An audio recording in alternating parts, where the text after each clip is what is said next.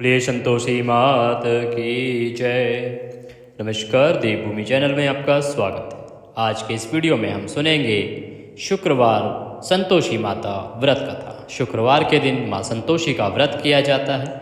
माता संतोषी के व्रत और पूजन से आपके घर में धन धान्य के भंडार भरते हैं। घर में कोई परेशानी नहीं आती है। किसी भी तरह की तकलीफ परेशानी जीवन में चल रही हो, कोई बीमारी की परेशानी हो या फिर घर में आर्थिक परेशानी हो, वो सभी परेशानियाँ इस व्रत के करने से दूर हो जाती हैं। सनातन धर्म में सभी माताएं बहनें इस व्रत को करती हैं। वो अपने पति की लंबी आयु या घर में सौहार्द और सुख संपत्ति के लिए इस व्रत को करती हैं। व्रत के नियम थोड़े कठोर हैं, उनका हमें अवश्य ही ध्यान रखना चाहिए। मुख्य रूप से इस दिन खटाई ना सेवन करनी चाहिए, ना ही परिवार में किसी के लिए बनानी चाहिए, ना खानी चाहिए। इसका विशेष रूप से ध्यान रखा जाना चाहिए। बाकी सभी बातें आपको कथा के दौरान भी बताई जाएंगी। सुबह उठकर स्नान आदि करके सूर्य को जल दें और उसके बाद माँ संतोषी की पूजा करें। पूजा में सर्वप्रथम उनको श्रृंगार अर्पित करें, उनको स्नान कराएं, रौली कुमकुम आदि से तिलक लगाएं और उसके बाद श्रृंगार सामग्री अर्पित करने के बाद आप कथा सुनेंगे। जब आप कथा सुनने बैठेंगे तो गुड़ चने हाथ में लेके बैठने हैं और एक कलश पानी का भरना है, जिसको कथा के बाद पूरे घर में छिड़कना है और उसके ऊपर किसी पात्र में गुड़ और चना रख देना है, जिसको प्रसाद के रूप में आप बाद में वितरित करेंगे। आइए कथा आरंभ करते हैं। कथा सुनने के लिए एकाग्रचित होकर बैठ जाएं और संतोषी माता के चरणों में मन को लगाएं। कथा सुनना आरंभ करें। कथा इस प्रकार है। एक बुढ़िया थी और उसके 7 पुत्र थे। 6 कमाने वाले थे, एक निकम्मा था। बुढ़िया माँ 6 पुत्रों की रसोई बनाती, भोजन कराती और पीछे से जो बचता वो 7वें को दे देती। परंतु वह बड़ा भोला भाला था, मन में कुछ विचार न करता था। एक दिन बहू से बोला, देखो मेरी माता का मुझ पर कितना प्यार है। वह बोली, क्यों नहीं, सबका झूठा बचा हुआ तो तुमको खिलाती है। वह बोला, भला ऐसा भी कहीं हो सकता है? मेरी माँ मेरे साथ ऐसा नहीं कर सकती। मैं जब तक आँखों से ना देखूं मान नहीं सकता। बहू ने हंसकर कहा, तुम देख लोगे तब तो मानोगे। कुछ दिन बाद बड़ा त्योहार आया। घर में 7 प्रकार के भोजन और चूरमे के लड्डू बने। वह जांचने को सिर दर्द का बहाना करके पतला कपड़ा सिर पर ओढ़कर रसोई घर में ही सो गया और कपड़े में से सब कुछ देखता रहा। 6 भाई भोजन करने आए। उसने देखा माँ ने उनके लिए सुंदर सुंदर आसन बिछाए, 7 प्रकार की रसोई परोसी। वह आग्रह करके जिमाती है, वह देखता रहा। 6 भाई भोजन करके उठे, तब माता ने उनकी झूठी थालियों में से लड्डुओं के टुकड़ों को इकट्ठा किया और एक लड्डू बना दिया। झूठन साफ कर बुढ़िया माँ ने पुकारा, उठो बेटा, 6 भाई भोजन करके चले गए, अब तू ही बाकी है, उठना, कब खाएगा?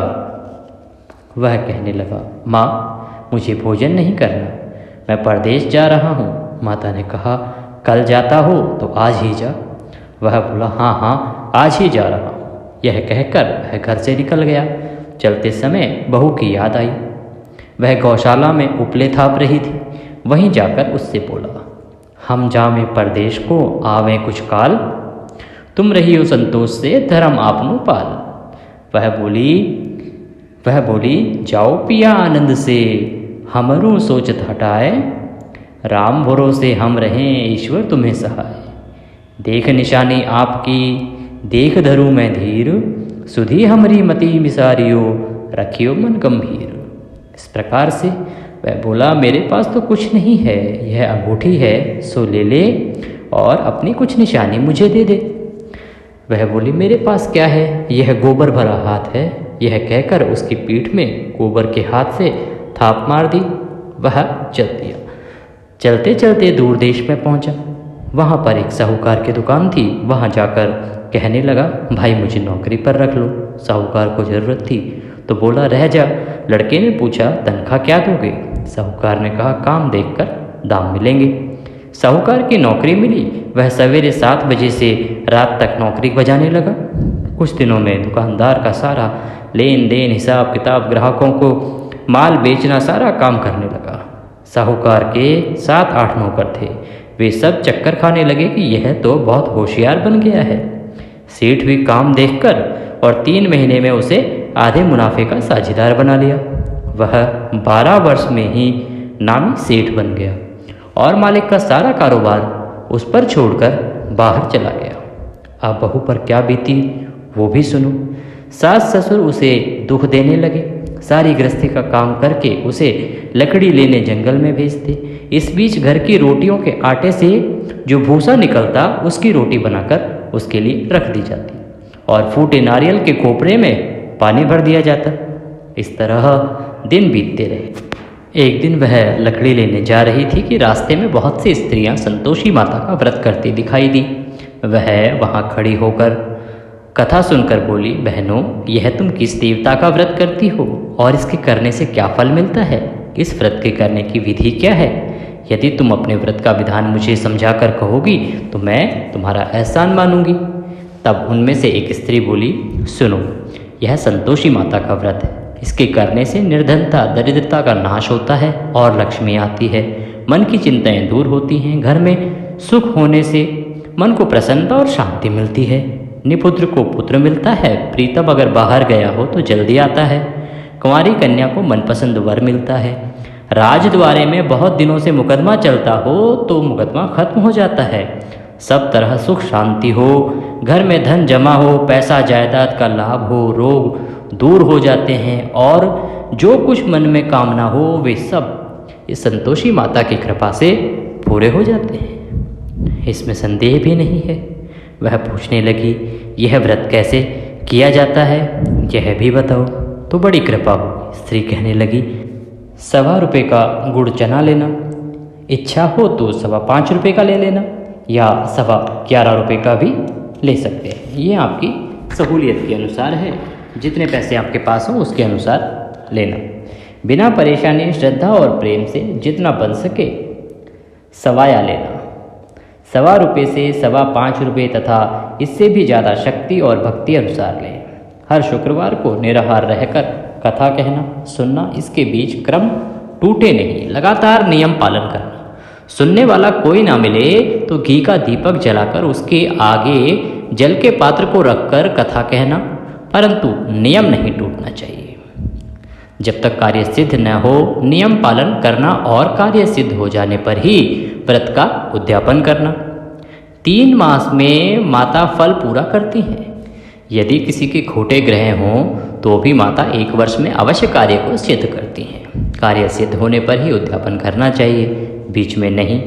उद्यापन में 2.5 सेर आटे का खाजा तथा इसी परिमाण में खीर तथा चने का साग करना। 8 लड़कों को भोजन कराना। जहाँ तक मिले देवर, जेठ, भाई, बंधु, कुटुंब के लड़के लेना। ना मिले तो रिश्तेदारों और पड़ोसियों के लड़के बुलाना। अर्थात पहले कोशिश करें कि आपके परिवार कुटुंब के ही कोई लड़के मिल जाए।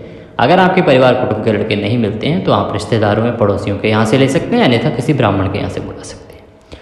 उन्हें भोजन कराना, यथाशक्ति दक्षिणा दे। माता का नियम पूरा करना। उस दिन घर में कोई खटाई ना खावे, इसका विशेष ध्यान रखना। यह सुनकर बुढ़िया के लड़के की बहू चल दी।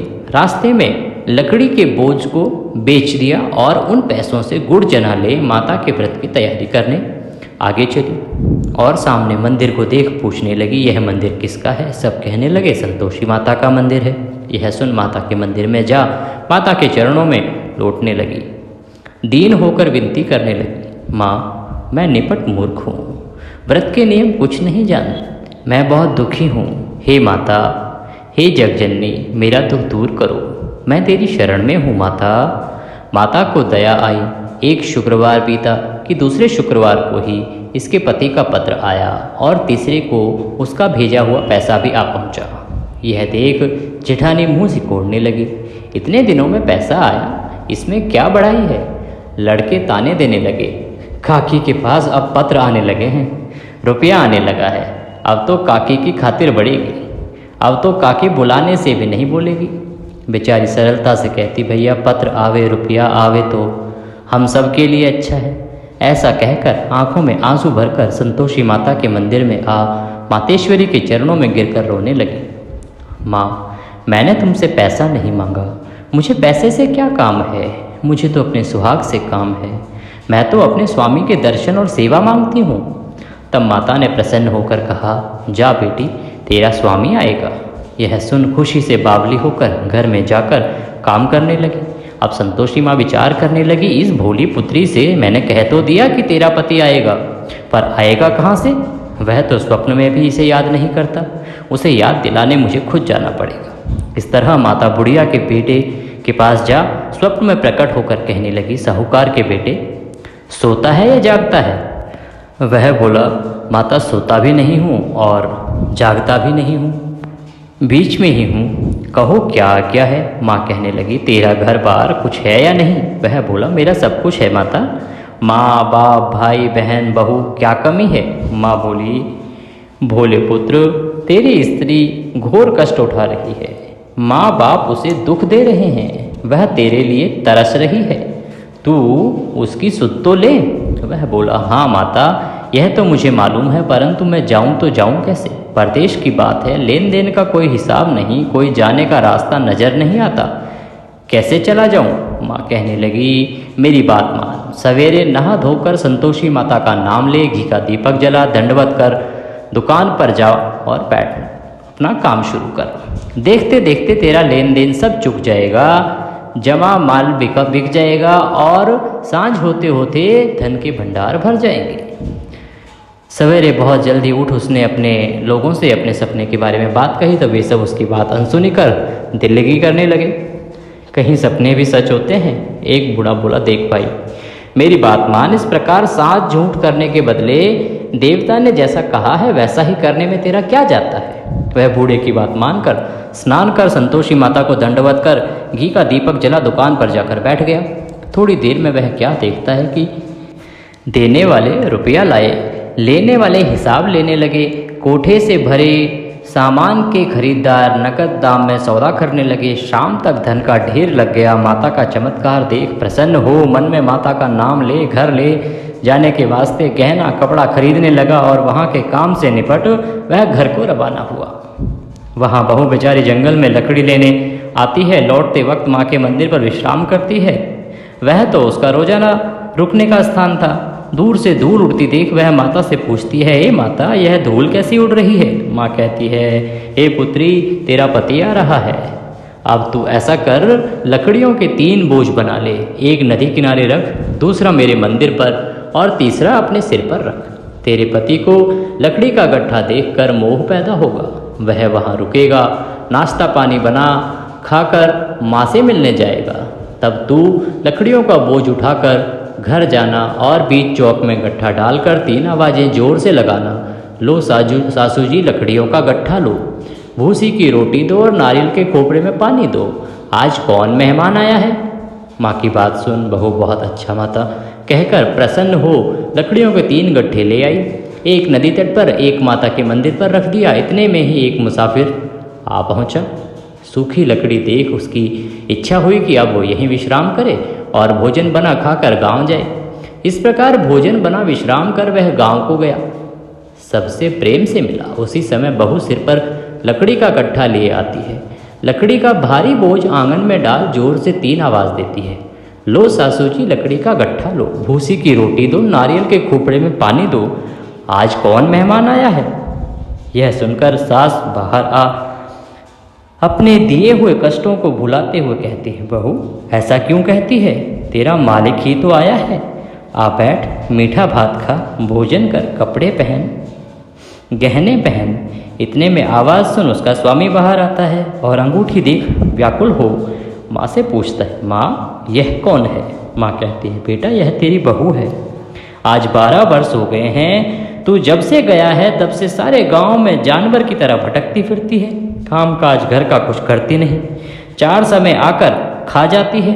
अब तुझे देखकर भूसी की रोटी और नारियल के खोपड़े में पानी मांगती है। वह लज्जित हो बोला, ठीक है माँ, मैंने इसे भी देखा है और तुम्हें भी देखा है, अब मुझे दूसरे घर की चाबी दो, मैं उसमें रहूं। तब माँ बोली, ठीक है बेटा, तेरी जैसी मर्जी कहकर उसने उसको चाबी का गुच्छा पटक दिया। उसने ताली लेकर दूसरे कमरे में जो तीसरी मंजिल के ऊपर था खोलकर सारा सामान जमाया। एक दिन में ही वहाँ राजा के महल जैसा ठाट बाट बन गया। अब क्या था, वे दोनों सुखपूर्वक रहने लगे। इतने में अगला शुक्रवार आया। बहू ने अपने पति से कहा कि मुझे माता का उद्यापन करना है। पति बोला, बहुत अच्छा, खुशी की बात है, इसे खुशी से करो। वह तुरंत ही उद्यापन की तैयारी करने लगी। जेठ के लड़कों को भोजन के लिए कहने गई, उसने मंजूर किया, परंतु पीछे जेठानी अपने बच्चों को सिखलाती है, देखो रे, भोजन के समय सब लोग खटाई मांगना, जिससे उसका उद्यापन पूरा न हो। लड़के जीमने आए, खीर पेट भरकर खाई, परंतु याद आते ही कहने लगे, हमें कुछ खटाई दो, खीर खाना हमें भाता नहीं, देखकर अरुचि होती है। बहू कहने लगी, खटाई किसी को नहीं दी जाएगी, यह तो संतोषी माता का प्रसाद है। लड़के तुरंत उठ खड़े हुए, बोले पैसा लाओ। भोली बहू कुछ जानती नहीं थी, सो उन्हें पैसे दे दिए। लड़के उसी समय जाकर के इमली लाए और इमली खाने लगे। यह देखकर बहू पर संतोषी माता ने कोप किया। राजा के दूत उसके पति को पकड़ कर ले गए। जेठ जेठानी मनमाने खोटे वचन कहने लगे, लूट कर धन इकट्ठा कर लाया था, सो राजा के दूत पकड़ कर ले गए हैं। अब सब मालूम पड़ जाएगा जब जेल की हवा खाएगा। बहू यह वचन सहन न कर सकी, रोती रोती माता के मंदिर में गई। हे माता, तुमने यह क्या किया? हंसाकर अब क्यों रुलाने लगी? माता बोली, पुत्री, तूने उद्यापन करके मेरा व्रत भंग किया है, इतनी जल्दी सब बातें भुला दी। वह कहने लगी, माता भूली तो नहीं हूँ, न कुछ अपराध किया है, मुझे तो लड़कों ने भूल में डाल दिया, मैंने भूल से उन्हें पैसे दे दिए, मुझे क्षमा कर दो माँ। माँ बोली, ऐसी भी कहीं भूल होती है? वह बोली, माँ मुझे माफ़ कर दो, मैं फिर तुम्हारा उद्यापन करूँगी। माँ बोली, अब तो भूल मत करना। वह बोली, अब ना होगी माँ, अब बतलाओ वह कैसे आएंगे? माँ बोली, जा पुत्री, तेरा पति तुझे रास्ते में ही आता मिलेगा। वह घर को चली, राह में पति आता मिला। उसने पूछा, तुम कहाँ गए थे? तब वह कहने लगा, इतना धन कमाया है, उसका टैक्स राजा ने मांगा था, वह भरने गया था। वह प्रसन्न हो बोली, भला हुआ, अब घर चलो। कुछ दिन बाद फिर शुक्रवार आया। वह बोली, मुझे माता का उद्यापन करना है। पति ने कहा, करो। वह फिर जेठ के लड़कों से भोजन को कहने गई। जेठानी ने तो एक दो बातें सुनाई और लड़कों को सिखा दिया कि तुम पहले ही खटाई मांगना। लड़के कहने लगे, हमें खीर खाना भाता नहीं है, जी बिगड़ता है, कुछ खटाई खाने को देना। वह बोली, खटाई खाने को नहीं मिलेगी, आना हो तो आओ। जब वो नहीं आए तो वो ब्राह्मण के लड़के ले आए और उनको भोजन कराने लगे। यथाशक्ति दक्षिणा की जगह एक एक फल उन्हें दिया। इससे संतोषी माता प्रसन्न हुई। माता की कृपा होते ही 9वें मास में उसको चंद्रमा के समान सुंदर पुत्र प्राप्त हुआ। पुत्र को लेकर प्रतिदिन माता जी के मंदिर में जाने लगी। माँ ने सोचा, यह रोज आती है, आज क्यों ना मैं इसके घर चलूँ, इसका आसरा देखूँ। यह विचार कर माता ने भयानक रूप बनाया।